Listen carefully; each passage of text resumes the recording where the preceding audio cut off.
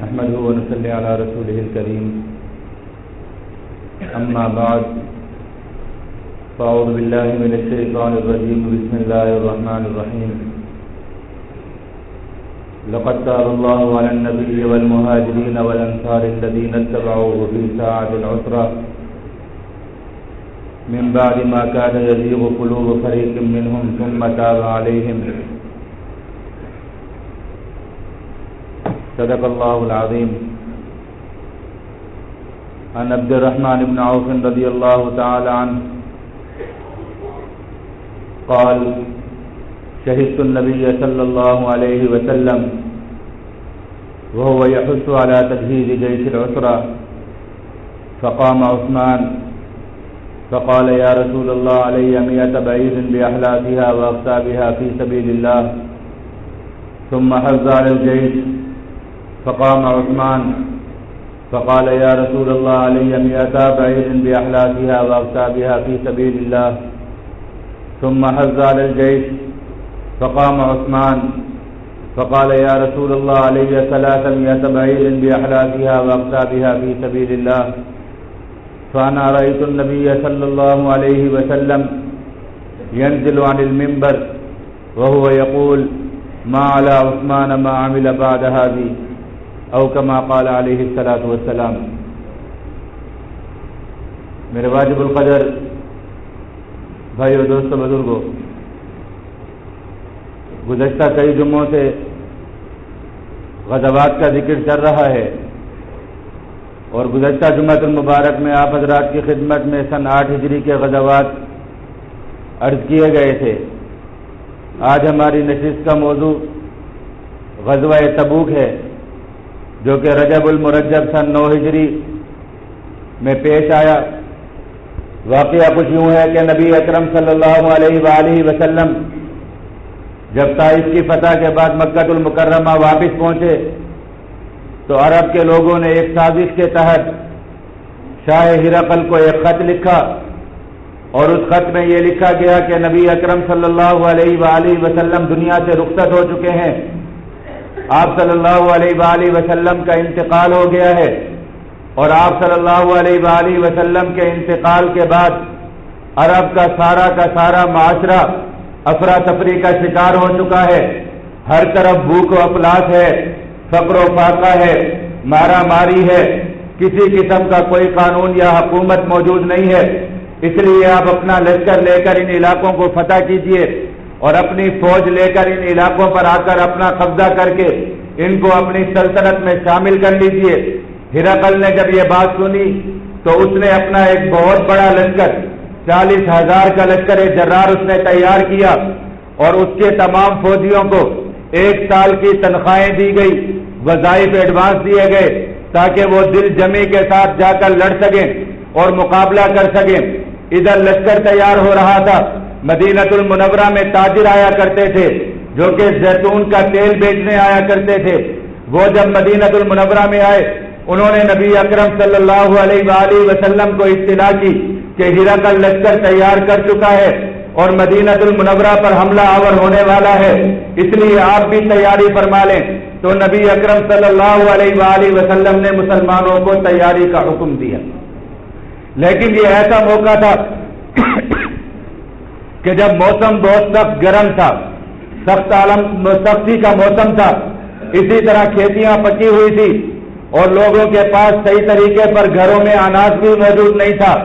ایک قسم کا قحط اور فقر و فاقہ کا عالم تھا اور موسم بھی بہت شدید تھا اور تبوک کا سفر بھی بہت زیادہ طویل بھی تھا اور بہت زیادہ مشکل سفر تھا، اس لیے کہ راستے میں صحرا بھی تھے، راستے میں بیابان بھی تھے اور موسم بھی بہت شدید تھا. آپ صلی اللہ علیہ وآلہ وسلم کی عمر مبارک 63 سال تھی، یعنی آپ بڑھاپے کے عالم میں تھے اور نبی اکرم صلی اللہ علیہ وآلہ وسلم جنگ کی تیاری میں بھی نہیں تھے، اس لیے کہ ابھی غزوات سے واپسی ہوئی تھی. لیکن آپ صلی اللہ علیہ وآلہ وسلم نے ایمان والوں کو حکم فرمایا کہ مسلمانوں تیار ہو جاؤ، جس کے گھر میں جو کچھ موجود ہے وہ لے کر آ جائے اور تمام کے تمام ایمان والے جمع ہو جائیں، اس لیے کہ اللہ رب العزت آزمانے والے ہیں۔ اب وہی پیچھے رہے گا کہ جس کا ایمان مکمل نہیں ہوگا یا جس کے دل میں نفاق ہوگا، اس لیے کہ اب غزوات کا سلسلہ ختم ہونے والا تھا، مسلمانوں کی جماعت مکمل ہونے والی تھی، نبی اکرم صلی اللہ علیہ وآلہ وسلم دنیا سے رخصت ہونے والے تھے، اس لیے مخلصین اور منافقین کے چہرے کھل کر سامنے آنے والے تھے۔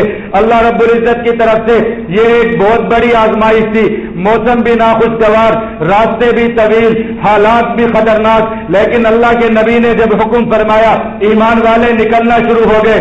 سیدنا صدیق اکبر رضی اللہ تعالیٰ عنہ اپنے گھر کا سارا سامان اٹھا کر لے آئے۔ پوچھا صدیق اکبر گھر میں کیا چھوڑ کر آئے ہو؟ فرمانے لگے اللہ اور اللہ کے رسول کا نام چھوڑ کر آیا ہوں، باقی جو کچھ بھی تھا سب کچھ اٹھا کر لے کر آ گیا ہوں۔ سیدنا عمر فاروق رضی اللہ تعالیٰ عنہ اپنے گھر کا آدھا سامان لے کر آ گئے۔ حضرت عبد الرحمن ابن عوف رضی اللہ تعالیٰ عنہ 200 اوقیہ چاندی لے کر آ گئے، جس کے پاس جو کچھ تھا وہ لے کر آ گئے۔ کچھ ایسے بھی تھے کہ جن کے گھروں میں کچھ نہیں تھا، وہ مزدوریوں کو نکل گئے، جا کر دن بھر مزدوری کرتے، شام کو جو کچھ بھی ملتا وہ لا کر نبی اکرم صلی اللہ علیہ وآلہ وسلم کے پاس ڈال دیتے کہ یا رسول اللہ دن بھر کی مزدوری میں اتنی کھجوریں اجرت میں ملی، وہ اللہ کے راستے میں دینے کے لیے حاضر ہیں۔ نبی اکرم صلی اللہ علیہ وآلہ وسلم نے غزوہ تبوک کے موقع پر، جس کو ساعۃ العسرہ کہا جاتا ہے، آپ صلی اللہ علیہ وآلہ وسلم نے اس موقع پر صحابہ کرام کو بہت تاکید کے ساتھ محاذ کی طرف بلایا، اللہ رب العزت کے راستے میں مال خرچ کرنے کی تاکید فرمائی۔ نبی اکرم صلی اللہ علیہ وآلہ وسلم خود مسجد کے منبر پر تشریف لا کر ایمان والوں کو ترغیب دیا کرتے تھے کہ لاؤ اپنے مال لے کر آؤ، اللہ کے راستے میں نکل کر لڑنا ہے، اللہ کے راستے میں جہاد کے لیے اپنے اموال لے کر آؤ۔ حضرت عبد الرحمن ابن عوف فرماتے ہیں شہید النبی صلی اللہ علیہ وسلم وهو يحث على تجهيز جيش الاسرى، میں نے دیکھا، میں گواہی دیتا ہوں اس بات کی، میں نے اپنی آنکھوں سے دیکھا پیارے آقا مدنی صلی اللہ علیہ وآلہ وسلم غزوہ تبوک کے موقع پر مسجد کے منبر پر تشریف لائے، وهو يحث على تجهيز جيش الاسرى، وہ ایمان والوں کو ابھار رہے تھے اللہ کے لشکر کو تیار کرنے کے لیے، مجاہدین کے لشکر میں مال خرچ کرنے کے لیے ایمان والوں کو ترغیب دے رہے تھے۔ فقام عثمان، حضرت عثمان غنی کھڑے ہو گئے، کہنے لگے یا رسول اللہ علیہ میت بعیر باحلاسیہ واقتابیہ فی سبیل اللہ، یا رسول اللہ اللہ کے راستے میں 100 اونٹ بواساز و سامان کے دینے کے لیے تیار ہوں۔ ثم حض علی الجیش، پیارے آقا نے فرمایا اور دو، پیارے آقا اور ترغیب دینے لگے۔ فقام عثمان، حضرت عثمان غنی کھڑے ہو گئے اور کہنے لگے یا رسول اللہ علیہ میت بعیر باحلاسیہ واقتابیہ فی سبیل اللہ، یا رسول اللہ 200 اونٹ بواساز و سامان کے دینے کے لیے تیار ہوں۔ ثم حض علی الجیش، اللہ کے نبی پھر ابھارنے لگے، کہنے لگے کچھ اور لاؤ، اس لیے کہ بڑا لشکر تیار کرنا ہے، بڑے دشمن سے مقابلہ کرنا ہے، رب آزمانے والا ہے۔ ثم حض علی الجیش، پھر اللہ کے نبی نے فرمایا کچھ اور لاؤ۔ فقام عثمان، حضرت عثمان غنی کھڑے ہو گئے اور قال، کہنے لگے علیہ ثلاثمائۃ بعیر باحلاسیہ واقتابیہ فی سبیل اللہ، یا رسول اللہ 300 اونٹ بواساز و سامان کے دینے کے لیے تیار ہوں۔ فانا رأیت النبی صلی اللہ علیہ وسلم، صحابی رسول فرماتے ہیں میں نے پیارے آقا کو دیکھا ینزل عن المنبر، آپ اپنے منبر سے خوشی سے نیچے اتر آئے اور فرمانے لگے ما علی عثمان ما عمل بعد هذه، آج کے بعد عثمان سے کسی بات کے بارے میں کچھ نہیں پوچھا جائے گا۔ یہ غزوہ تبوک، سیدنا عثمان غنی رضی اللہ تعالیٰ عنہ نے 300 اونٹ اور 1000 دینار لا کر دیے، اور صحابہ کرام میں سے وہ غربا اور مساکین بھی تھے کہ جن کے پاس کچھ نہیں تھا، وہ مزدوریاں کر کے لا رہے تھے اور پیارے آقا کے پاس آ رہے تھے کہ یا رسول اللہ ہم بھی ضرور چلیں گے، لیکن دوسری طرف وہ منافق تھے جو بہانے کر رہے تھے۔ کبھی تو وہ کہہ رہے تھے کہ لا تنفروا فی الحر، گرمی میں مت نکلو، بہت سخت گرمی ہے، مارے جاؤ گے، راستہ سخت ہے، صحراؤں میں بھٹک جاؤ گے، ختم ہو جاؤ گے۔ قل نار جہنم اشد حرا، قرآن نے کہا کہہ دو ان سے ظالموں جہنم کی آگ بہت سخت ہے، اگر جہنم کی آگ سے بچنا چاہتے ہو تو دنیا میں تمہیں دھوپ کے اندر सहराओं में निकलना पड़ेगा, लेकिन अगर तुम दुनिया की धूप से बचोगे, कुल नारु जहन्नम अशद्दु हर्रा, ऐ प्यारे आका इनसे कह दीजिए जहन्नम की आग बहुत सख्त है। कोई जालिम खड़ा हो गया, आखिर मुनाफिक हैं, फितने करते हैं, कहने लगे या रसूल अल्लाह, एक मजाक उड़ाने के लिए खड़ा हो गया, कहने लगा मैं रोम की तरफ जाऊं, मैं उस तरफ शाम के लोगों की तरफ जाऊं, उन इलाकों की तरफ जाऊं, या रसूल अल्लाह बहुत ईमान कमजोर है, जब औरतों को देखता हूं फितने में मुब्तला हो जाता हूं, वहां की औरतें तो बहुत खूबसूरत हैं, अगर मैं चला गया बड़े गुनाह में मुब्तला हो जाऊंगा। बड़ी अपनी पाकबाजी और नेकी बयान करने लगा। कुरान की आयत उतर गई, अला फिल फितनति सकतु, इस जालिम से कह दो तू तो फितनों में गिर चुका है, तू फितनों से बचने की बात करता है, तू जिहाद को छोड़कर, तू प्यारे आका के हुक्म को छोड़कर, तू महाज को छोड़कर फितने में मुब्तला हो चुका है, तू जालिम फितने के अंदर गिर चुका है, तू फितने में मुब्तला होकर जहन्नम का ईंधन बन चुका है। अला फिल फितनति सकतु व इन्न जहन्नम लमुहीततुम बिल काफिरीन। ये मुनाफिक थे। दूसरी तरफ मुखलिस लोग थे जो सब कुछ ला रहे थे, या रसूल अल्लाह चलिए हम आपके साथ हैं, मौसम जैसा भी हो, रास्ता जैसा भी हो, हम आपके साथ हैं, अल्लाह के रास्ते में निकलने के लिए तैयार हैं। ईमान वालों कोई लैला मजनू की दास्तानें नहीं है, कोई लिखे हुए झूठे वाकयात नहीं है, कुरान इन वाकयात की शहादत देता है। वो देखो कुछ ऐसे मुखलिस भी हैं जिनका कुरान जिक्र करता है, वला अलल्लज़ीना इज़ा मा अतौका लितहमिलहुम कुल्त ला अजिदु मा अहमिलुकुम अलैहि तवल्लौ अयुनहुम तफीज़ु मिनद्दमि हज़रन अल्ला यजिदु मा युनफ़िक़ून। कुछ ऐसे भी हैं, अल्लाह के नबी आ चुके हैं, अपनी सवारी नहीं है, या रसूल अल्लाह हमें ले जाइए, हम भी आपके साथ जाएंगे, हमें भी रास्ते में आपके साथ आपके साथ निकलना है, महाज पर जाना है। अल्लाह के नबी फरमाते हैं मेरे पास सवारी नहीं है कि जिस सवारी पर तुम्हें सवार कर सकूं, मेरे पास रास्ते में ले जाने के लिए तुम्हारे लिए ज़ादिरा नहीं है, इसलिए तुम वापस चले जाओ। तवल्लौ अयुनहुम तफीज़ु मिनद्दमि हज़रन अल्ला यजिदु मा युनफ़िक़ून। उनको देखो वो वापस पलट रहे हैं, वापस अपने घरों को जा रहे हैं, लेकिन कुरान कहता है तवल्लौ अयुनहुम तफीज़ु मिनद्दम, वो इस हाल में वापस जा रहे हैं कि उनके आंखों से आंसू बह रहे हैं, वो रो रहे हैं। अल्लाह यजिदु मा युनफ़िक़ून, इस बात पर वो हसरत कर रहे हैं कि या अल्लाह आज हमारे पास भी ऊंट होता, आज हमारे पास भी घोड़ा होता, आज हमारे पास भी ज़ादिरा होता, हम प्यारे आका के साथ चल पड़ते, लेकिन वो रोती हुई आंखों के साथ वापस जा रहे हैं। ये ईमान वाले हैं। दूसरी तरफ मुनाफिक हैं जो इस बात पर खुश हैं कि हमने अक्लमंदी का मुजाहरा किया, हमने बड़ी दानिशवरी का मुजाहरा किया कि हम नबी अकरम सल्लल्लाहु अलैहि वसल्लम से पीछे रह गए, लश्कर तैयार हो गया। प्यारे आका मदनी सल्लल्लाहु अलैहि वसल्लम का लश्कर 30,000 का लश्कर तैयार हो गया। प्यारे आका के साथ 10,000 घुड़सवार हैं, 20,000 और अफराद हैं। प्यारे आका का लश्कर तैयार हो गया, तबूक की तरफ रवानगी होने लगी। नबी अकरम सल्लल्लाहु अलैहि वसल्लम ने अपनी आदत मुबारका के मुताबिक मदीनतुल मुनव्वरा में हजरत मोहम्मद बिन मसलमा रज़ियल्लाहु ताला अन्हु अंसारी सहाबी हैं, उनको अपना कायम मकाम बनाया। सैयदना अलीउल मुर्तज़ा रज़ियल्लाहु ताला अन्हु को नबी अकरम सल्लल्लाहु अलैहि वसल्लम ने अपने घर वाले, अपने आलो अयाल और अपने खानदान की खिदमत के लिए पीछे रोका। हजरत अली रज़ियल्लाहु ताला अन्हु रोने लगे, फरमाने लगे या रसूल अल्लाह आप मुझे औरतों और बच्चों के साथ छोड़ कर जाते हैं, मैं तो मैदानों में निकलने की तमन्ना रखता हूँ, आपके साथ निकलकर मैदानों में अपने जोहर दिखाना चाहता हूँ। प्यारे आका की ज़बान मुबारक से कलिमा निकला। प्यारे आका ने फरमाया अंत बिमंज़िलति हारून बिन मूसा, ए अली रज़ियल्लाहु ताला अन्हु आप मेरे लिए वैसे हैं जैसे हजरत मूसा अलैहिस्सलातु वस्सलाम के लिए हजरत हारून अलैहिस्सलातु वस्सलाम थे, जो कि हजरत मूसा अलैहिस्सलातु वस्सलाम के जाने के बाद हजरत मूसा अलैहिस्सलातु वस्सलाम के घर का, उनके आल अयाल का और उनके काम का ख्याल रखा करते थे। आप भी मेरे लिए वैसे ही हैं जैसे मूसा अलैहिस्सलातु वस्सलाम के लिए हारून अलैहिस्सलातु वस्सलाम थे। नबी अकरम सल्लल्लाहु अलैहि वसल्लम की ज़बान मुबारक से ये कलिमात निकले। बाद लोगों ने इन कलिमात को इस चीज पर इस्तेदलाल किया कि नबी अकरम सल्लल्लाहु अलैहि वसल्लम ने हजरत अली रज़ियल्लाहु ताला अन्हु को इस मौके पर अपना खलीफा मुकर्रर फरमाया और अपने लिए हारून का दर्जा दिया।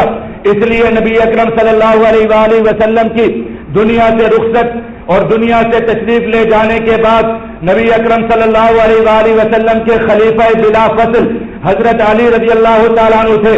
حالانکہ یہ بات کوئی عقل کا اندھا بھی سمجھ سکتا ہے کہ نبی اکرم صلی اللہ علیہ وآلہ وسلم نے حضرت ہارون کی طرح ان کو اس لیے فرمایا تھا کہ حضرت ہارون علیہ السلام حضرت موسیٰ کے حقیقی بھائی تھے, ان کے گھر کا خیال رکھنے والے تھے.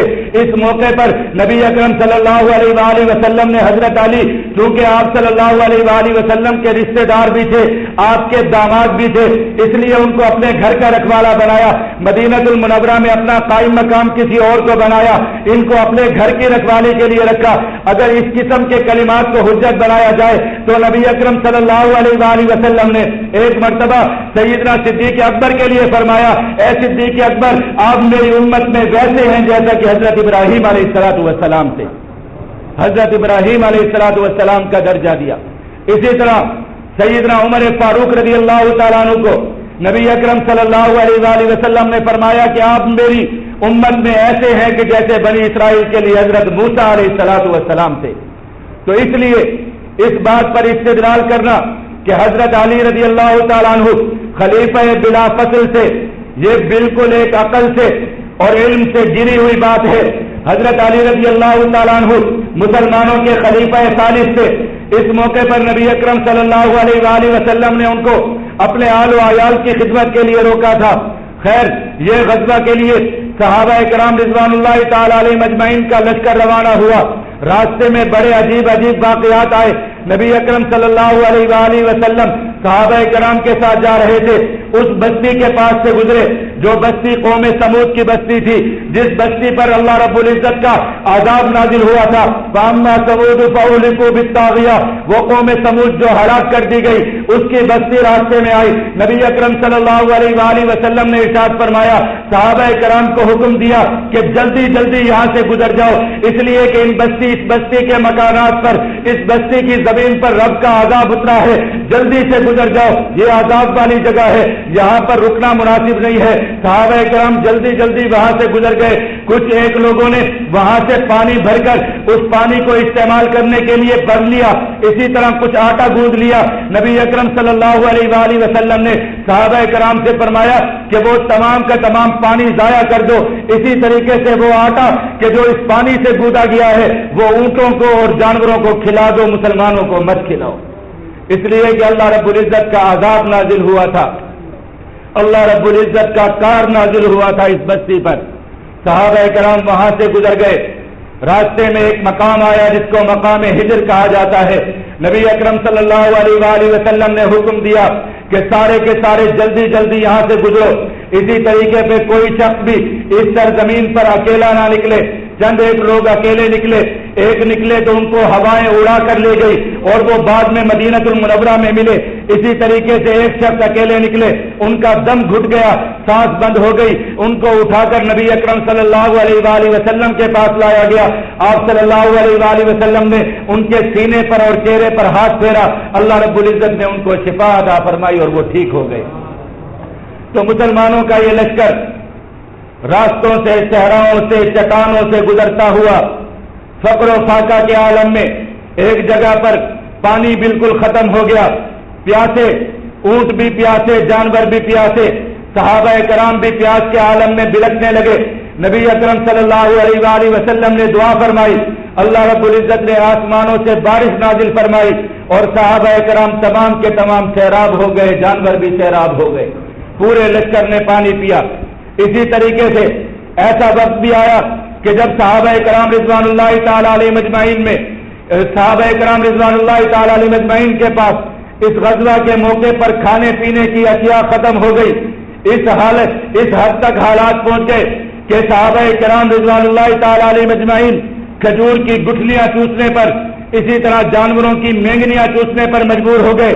تو نبی اکرم صلی اللہ علیہ وآلہ وسلم نے فرمایا جس کے پاس جو کچھ ہے وہ جلدی سے لے آؤ. سارا کچھ جمع کیا گیا تو چند ایک مٹھی کے برابر غلہ نکلا پورے لشکر کا. نبی اکرم صلی اللہ علیہ وآلہ وسلم نے اس کو جمع فرما کر اپنا لعاب مبارک اس میں ڈالا اور فرمایا کہ تقسیم کرنا شروع کر دو.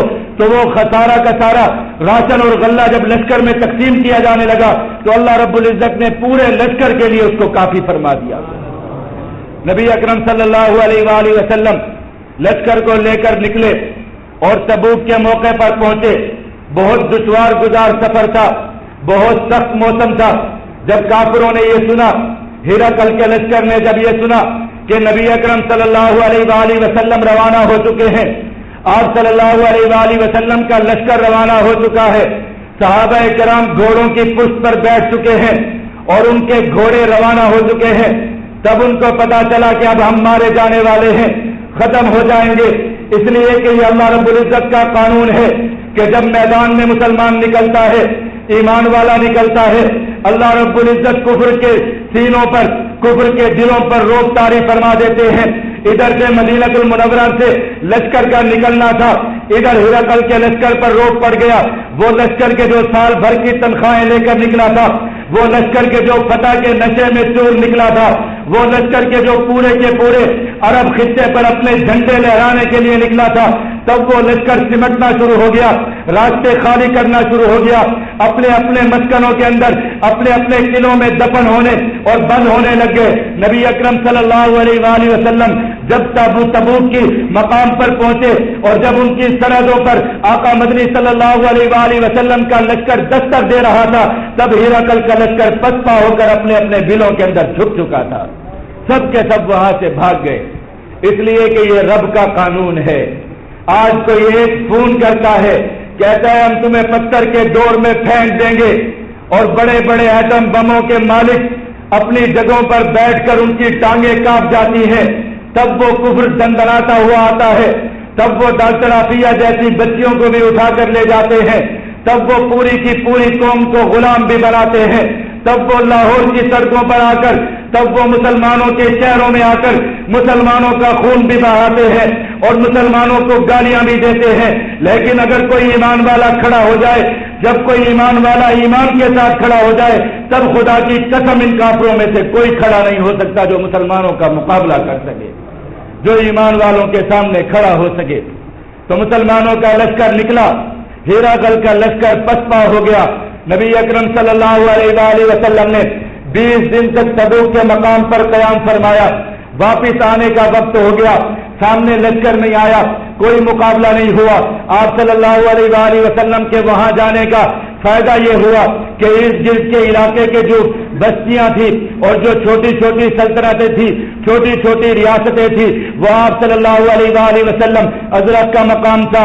علا کی ریاست تھی اور دیگر ریاستیں تھی, وہ نبی اکرم صلی اللہ علیہ وآلہ وسلم کے پاس آ کر اپنے آپ کو تسلیم کرنے لگے, جزیہ دینے کے لیے تیار ہو گئے, مسلمانوں کے سامنے تسلیم ہو کر ان کو ٹیکس دینے کے لیے تیار ہو گئے. اس طرح اللہ رب العزت نے ایمان والوں کو بڑی فتوحات نصیب فرمائی اور مسلمانوں کو بہت بڑی تعداد کے اندر اور بہت بڑی مقدار میں مسلمانوں کو جزیہ کی رقوم ملی اور ارد گرد کی کئی ریاستیں مسلمانوں کے جھنڈے تلے جمع ہو گئی اور مسلمانوں کے سامنے تسلیم ہو گئی. اس موقع پر نبی اکرم صلی اللہ علیہ وآلہ وسلم نے حضرت خالد بن ولید رضی اللہ تعالیٰ عنہ کو 420 صحابہ کرام کا ایک دستہ دے کر روانہ فرمایا. دومت الجندل کا والی عقیدر نام کا یہ شخص تھا, ہرقل کی طرف سے دومت الجندل میں یہ حاکم تھا, وہاں کا والی تھا. نبی اکرم صلی اللہ علیہ وآلہ وسلم نے, جیسا کہ میں نے غزوات کے شروع میں عرض کیا تھا کہ آپ صلی اللہ علیہ وآلہ وسلم کو اللہ رب العزت نے بہت بڑی جنگی بصیرت دی تھی. نبی اکرم صلی اللہ علیہ وآلہ وسلم نے بہت کم وقت کے اندر بہت بڑی حکمت عملی اور تدبیر کے ساتھ آپ صلی اللہ علیہ وآلہ وسلم نے پوری دنیا کے کفر کو شکست دی. کبھی آپ صلی اللہ علیہ وآلہ وسلم لشکروں کی صورت میں گئے, کبھی آپ صلی اللہ علیہ وآلہ وسلم نے انفرادی کاروائیاں کروائی, کبھی آپ صلی اللہ علیہ وآلہ وسلم نے قرآن کے حکم کے مطابق قاتلوا ائمۃ الکفر کہ کافروں کے بڑے اماموں کو قتل کرو. آپ صلی اللہ علیہ وآلہ وسلم نے بڑے بڑے کافروں کی طرف مہمات کو روانہ فرمایا. کبھی آپ صلی اللہ علیہ وآلہ وسلم نے ان کافروں کو معاشی طور پر کمزور کرنے کے لیے ان کی معیشت پر قبضے کیے. کبھی آپ صلی اللہ علیہ وآلہ وسلم نے ان کو ذہنی طور پر پسماندہ کرنے کے لیے اور شکست خوردہ کرنے کے لیے ان کے بڑے بڑے ذہین لوگوں کو قتل فرمایا۔ اس موقع پر بھی نبی اکرم صلی اللہ علیہ وآلہ وسلم نے حضرت خالد بن ولید رضی اللہ تعالیٰ عنہ کو 420 صحابہ کرام رضوان اللہ تعالیٰ علیہ مجمعین کا ایک دستہ دیا، فرمایا جاؤ عقیدر کی طرف جاؤ، وہ تمہیں جنگل میں شکار کرتا ہوا ملے گا، اس کو جا کر پکڑ لینا، کوشش کرنا کہ اس کو گرفتار کر کے میرے پاس لانا، اگر وہ مزاحمت کرے تو اس کو قتل کر دینا اور اس کو واپس آ جانا، اس کو قتل کر کے نبی اکرم صلی اللہ علیہ وآلہ وسلم کے اس حکم کے ساتھ حضرت خالد بن ولید رضی اللہ تعالیٰ عنہ نکلے۔ ان کو یقین تھا کہ ضرور وہ جنگل میں شکار کرتا ہوا ملے گا، لیکن عقیدر اپنے گھر میں بیٹھا ہوا تھا، اپنے محل میں اپنی بیوی کے ساتھ بیٹھا ہوا تھا۔ پیارے آقا نے فرمایا تھا جنگل میں شکار کرتا ہوا ملے گا، ادھر سے حضرت خالد بن ولید روانہ ہوئے، ادھر وہ اپنے گھر میں بیٹھا ہوا ہے، اپنے محل کی بالکونی پر آیا، اپنی بیوی کے ساتھ آیا، دیکھا کہ جنگل سے ایک نیل گائے آئی، اس نیل گائے نے آ کر اس کے محل کی دیوار پر آ کر ٹکر ماری، اس نے دیکھا کہ نیل گائے آ گئی ہے، جنگل سے نکل کر میرے محل کی دیوار تک آ گئی ہے، اپنا نیزہ اور تلوار لے کر اپنا گھوڑا لے کر اپنے ساتھیوں کے ساتھ اس نیل گائے کے تعاقب میں نکلا۔ وہ نیل گائے جنگل کی طرف بھاگی، اس لیے کہ پیارے آقا فرما چکے تھے جنگل میں ملے گا، شکار کرتا ہوا ملے گا۔ سبحان اللہ و بحمدہ، نیل گائے گھر سے اٹھا کر لے کر گئی، اس کا تعاقب کرتے ہوئے جنگل میں پہنچا۔ جب جنگل میں قدم رکھا، سامنے سے شیر خدا حضرت خالد بن ولید جس کا شکار کرنے کے لیے آ رہے تھے، یہ شکار کرنے کے لیے نکلا، ادھر سے پیارے آقا کے شاہین نکلے، دونوں کا آمنا سامنا ہو گیا، مقابلہ ہوا۔ اس کا بھائی حسان مقابلے میں نکلا، حضرت خالد بن ولید کے ہاتھوں سے قتل ہو گیا۔ حضرت خالد بن ولید رضی اللہ تعالیٰ عنہ نے اس کو گرفتار کیا، فرمانے لگے شرافت سے چلو، پیارے آقا معاف فرما دیں گے، اس لیے کہ پیارے آقا نے تمہیں گرفتار کرنے کا حکم دیا تھا، لیکن فرمایا تھا مزاحمت کرو گے تو گلا کاٹ ڈالوں گا۔ کہنے لگا تسلیم ہوتا ہوں، گرفتار ہونے کے لیے تیار ہوں۔ پیارے آقا کے پاس باندھ کر گرفتار کر کے لے جایا گیا۔ پیارے آقا نے فرمایا ایمان لے آؤ ورنہ جزیہ دینے کے لیے تیار ہو جاؤ۔ پیارے آقا کے سامنے تسلیم ہو گیا، جزیہ دینے کے لیے تیار ہو گیا۔ 1000 اونٹ، 800 گھوڑے، 400 زرے اور 400 نیزے اس نے فدیہ کے اندر دیے اور ہر سال مسلمانوں کو جزیہ دینے پر رضامند ہو گیا۔ اس طرح اللہ رب العزت نے یہ غنیمت بھی ایمان والوں کو نصیب فرمائی۔ لیکن اس غزوہ کے موقع پر کچھ ایک منافق بھی ساتھ چلے، جو کہ اسی لالچ کے اندر کہ مسلمانوں کو کوئی غنیمت ملے گی تو اس غنیمت میں سے بھی حصہ ملے گا، اسی طریقے سے مسلمانوں کو ستانے کا کوئی موقع ملا یا مسلمانوں کی دل آزاری کرنے کا یا راستے میں مسلمانوں کو منتشر کرنے کا، آپس میں لڑانے کا کوئی موقع ملا تو اس کو بھی ہاتھ سے جانے نہیں دیں گے۔ اس لیے یہ منافق ساتھ نکلے۔ راستے میں جب نبی اکرم صلی اللہ علیہ وآلہ وسلم تشریف لے جا رہے تھے، ایک موقع پر نبی اکرم صلی اللہ علیہ وآلہ وسلم کے لشکر کی ایک اونٹنی گم ہو گئی اور وہ لشکر سے کہیں نظر نہیں آ رہی تھی، لشکر سے بھاگ کر کہیں جنگل کی طرف نکل گئی۔ صحابہ کرام رضوان اللہ تعالیٰ علیہ مجمعین اس اونٹنی کو تلاش کر رہے تھے اور منافق اپنی بغلیں بجا رہے تھے اور تانے دے رہے تھے۔ نبی اکرم صلی اللہ علیہ وآلہ وسلم کو ستانے کے لیے آ کر کہنے لگے کہ آپ تو آسمانوں کی خبریں دیتے ہیں، آپ تو جنت کے احوال بتلاتے ہیں، آپ تو جہنم کی باتیں کرتے ہیں، آپ تو بڑی بڑی خبریں آسمانوں کی لا کر دیتے ہیں، لیکن آپ کے لشکر کی اونٹنی گم ہو گئی، آپ کو پتہ ہی نہیں ہے کہ وہ اونٹنی کہاں چلی گئی اور اس وقت کہاں موجود ہے۔ پیارے آقا نے فرمایا لوگوں سنو، میں صرف تمہیں اس بات کی خبر دیتا ہوں جو خبر مجھے اللہ رب العزت دیتے ہیں، میں تمہیں وہ خبر دے دیتا ہوں۔ جس بات کا علم رب مجھے نہیں دیتا اس بات کی خبر میں بھی نہیں دے سکتا، اس لیے کہ وہ رب عالم الغیب ہے، اس رب کا علم بہت وسیع ہے، وہ رب اس علم میں سے جو کچھ مجھے دیتا ہے میں تمہیں بتلا دیتا ہوں۔ ہاں یہ لوگ جو مجھے تانا دے رہے ہیں تو سنو، مجھے رب نے بتلا دیا ہے، میرے رب نے مجھے علم کے ذریعے سے بتلایا ہے، وحی کے ذریعے سے بتلایا ہے۔